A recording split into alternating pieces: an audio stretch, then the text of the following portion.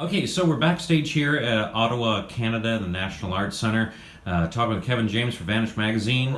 Is originality the number one thing you look for when you do something on stage? Is that I don't know if it's permanent? number one, but it sure goes through that filter for sure. I think no matter, a lot of people say it doesn't have to be original; it just has to be really good. Well, that's true, but if you can be original too.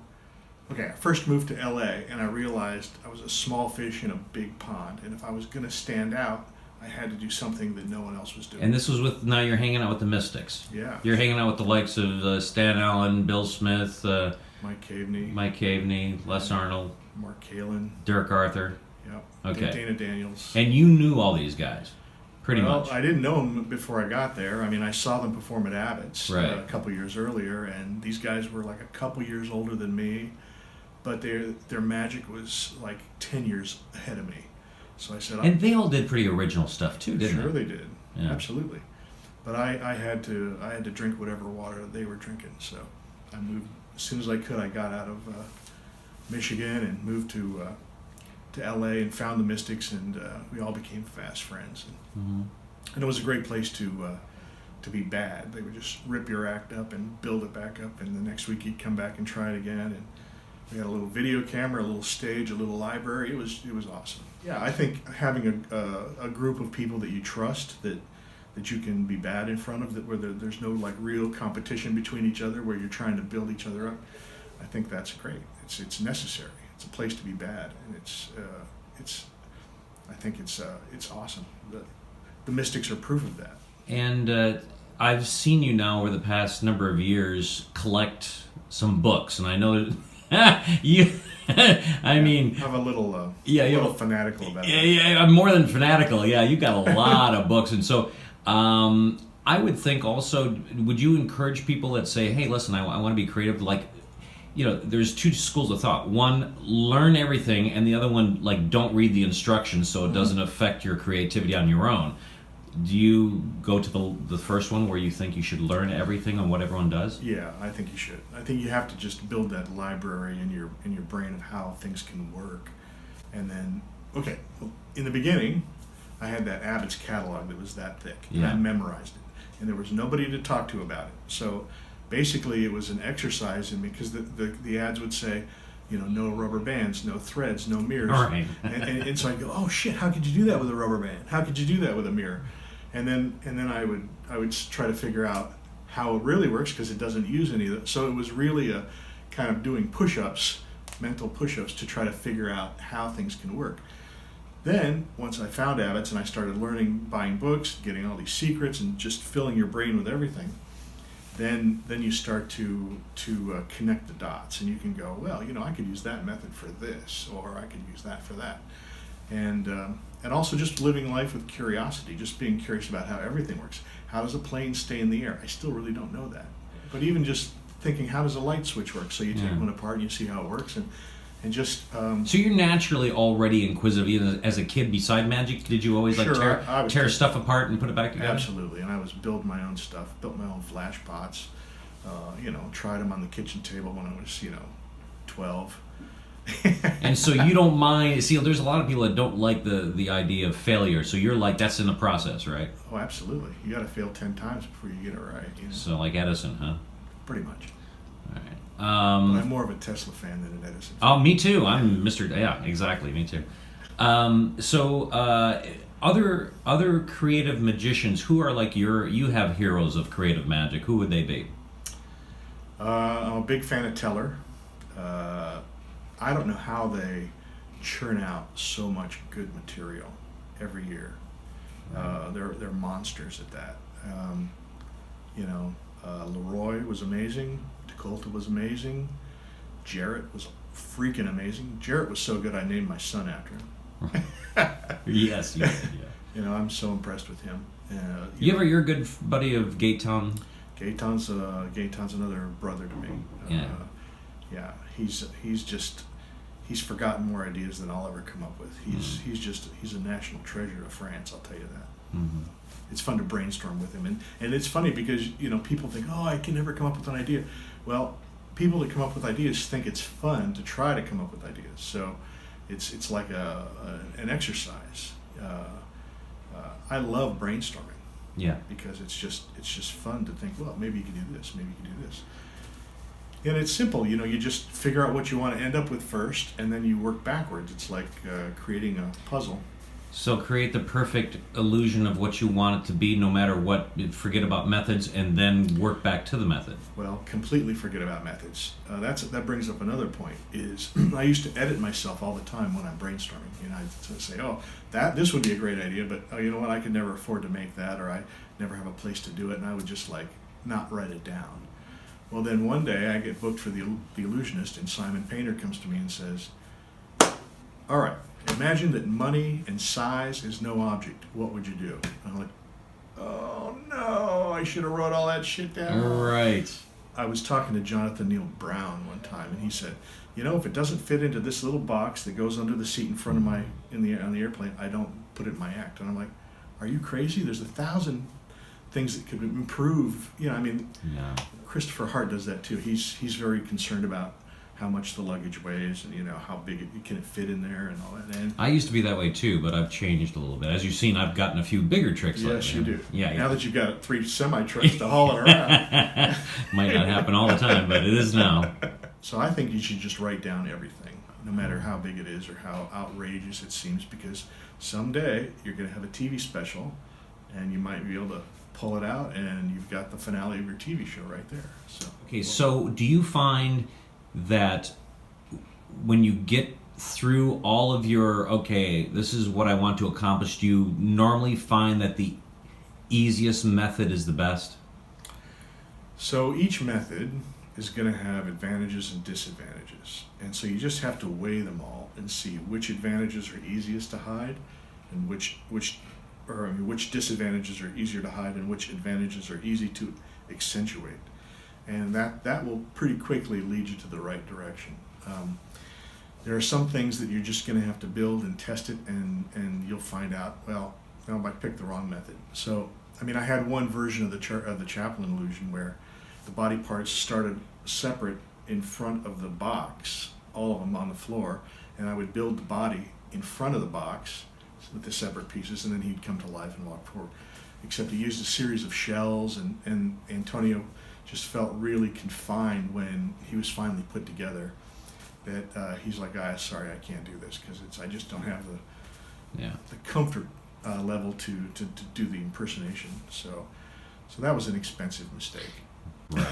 And do you find that most of the good methods you go through a lot of R&D? Sure. I find I have to build an illusion 3 times before I get it right, which can be very expensive. So I'm on my 6th Chaplin box because I find little tweaks here and there that I can make it better. And you have a new illusion in our illusionist show, the Moon, which you 3 new illusions. That's true. You have 3 new illusions. That is true. And I say the Moon because it's the most profound to me because of how cool it looks. It just looks so. It's different because of the. You have a large. Well, how tall is it? It's like 8 feet in diameter. 8 feet diameter, and it's got like a blue neon moon, and fog comes from the top of it, and it's a beautiful illusion exchange. But this is something that you had to have.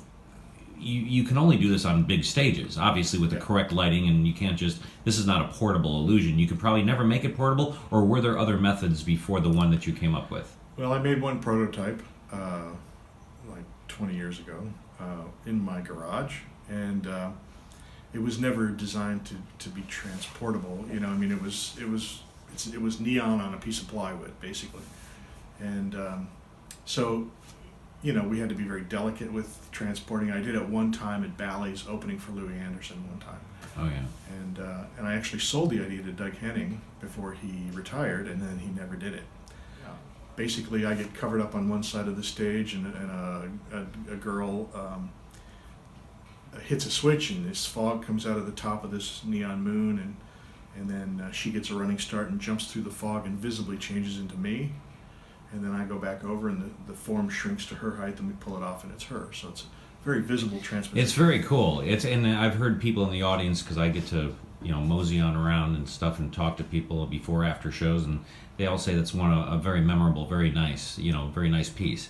And is this something, again, is this something you saw a photo of the moon and said, hey, I'd like to do something with? Do you like the photo? What was your motivation to do it? Well, originally it was a neon doorway, and it was kind of just a askew, tweaked like Beetlejuice doorway.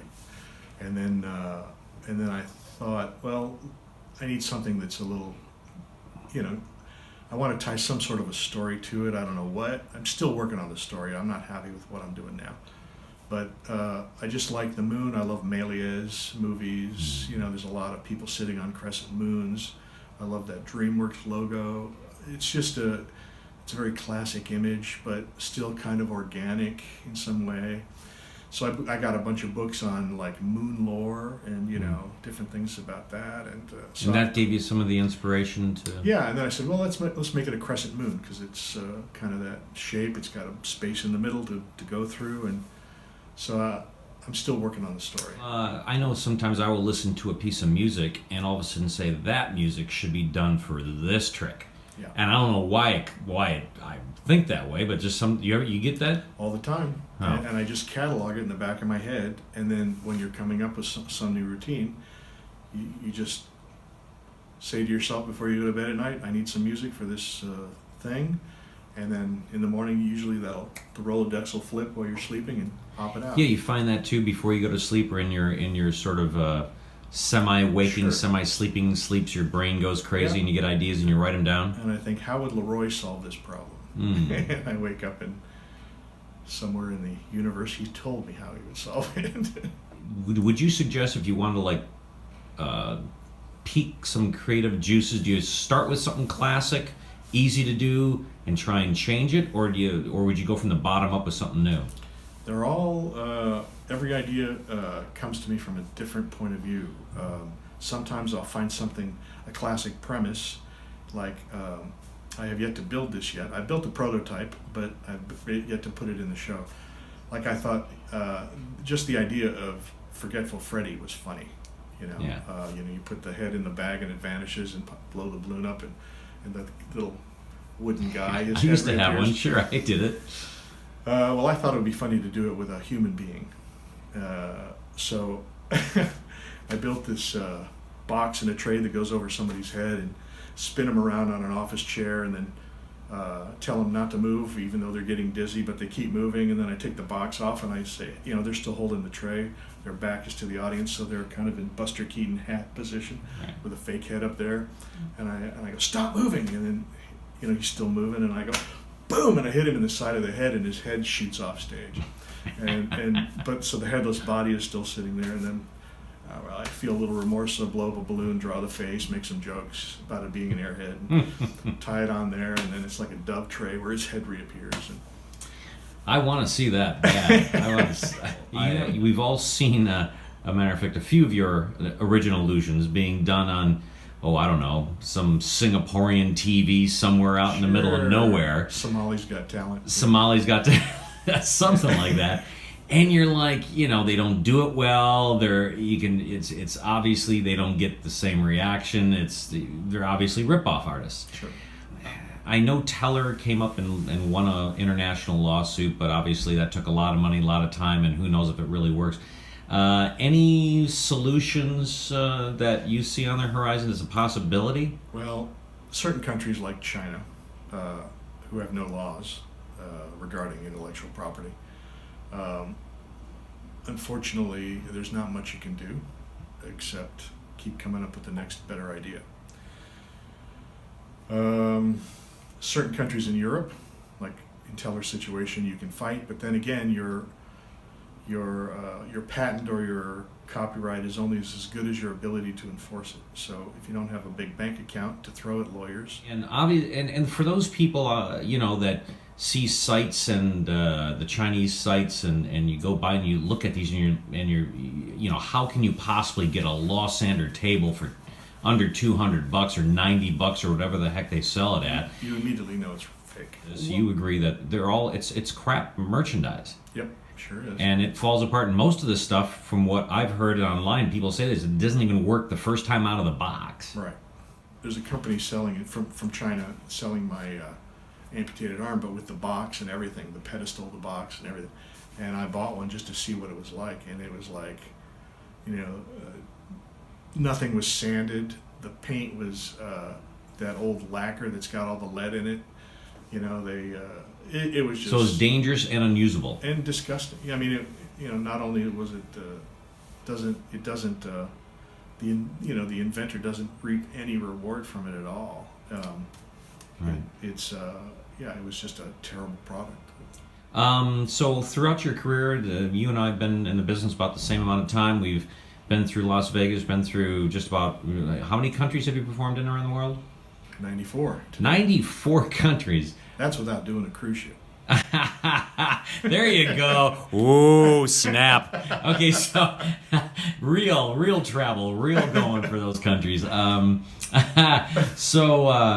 So you've been around doing all these shows. Throughout your career, is there any times that you'd go, gosh, I'm either missed out, I got a little regret, I've always wanted to do this show, or I didn't take this opportunity, or the what ifs? Is there any little things in the back of your head that you go, gee, I either wish I would have done that? I'm thinking one of these days I'm going to actually dedicate my life to magic, and I'm ticking things off the bucket list fairly quickly now. I got to do Egypt last year. That was a blast. Oh, that's cool. Got to work at the White House for Obama, his first year. There you go.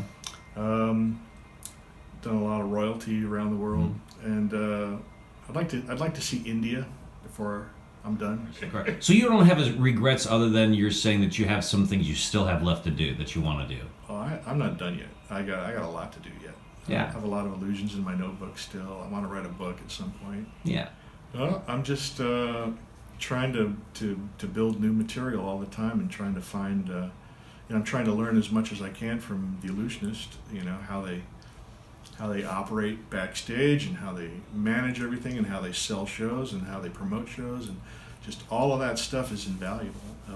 It's more important than the magic almost. I mean, you have to put as much effort into the other stuff as you do the show the business. Yeah. Business is show business. Yeah. All right. Well, any last little advice to give to budding magicians who may want to try to be in the illusionist show that we've all know that want to be in it? Just fill your brain with as much as possible. Stop watching DVDs. Start reading books. A lot of good stuff is in books that will never make it to a DVD. Just fill your brain with the old stuff. Old stuff, and connect the dots. I mean, there's a lot of really old, beautiful illusions that could be updated. For instance, I was in Mike Cadeney's house one time, and he was showing me this trunk that he has in his room, or in his sitting area, and inside that trunk is everything he's ever collected on sawing in half illusion. And someday he wants to write a huge big book about the sawing in half. Well, the problem is people keep inventing great new things about sawing in half. Well, one of the things he showed me was these photographs of Johnny Eck, who was a living half guy, a sideshow performer from the 1930s, and he did a sawing in half that was amazing. That just used a completely different method than everybody else. And it really inspired me. I didn't want to do it exactly that way. I wanted to change it, modernize it, update it to some other methods. And so it's not exactly what they did, but it sure lit the spark. And that became the operation. So absolutely, go through all the old books, and especially with these sites where you can download all the old books for $5 or $10. You can get all the Will Goldston books where you can get the Jinx, you can get everything. All of them, and cheap, and you don't have to. It doesn't matter if it's the actual book. You just want the information. Just read them, and see what inspires. See if there's some way to change things, to make it yours, to make it original. You'll find your sparks of inspiration in the old stuff also. Right. And it doesn't have to be completely hard new thinking. It can be, derivative in some way or another. But make it different from what everybody. If somebody's doing it, if a lot of people are doing it, stay away from it like the plague. Go in a completely different direction and set the trends. Don't follow them. Very good. Well, I think that's a great way to end it. Thank you very much, Kevin James. Thanks, Jeff.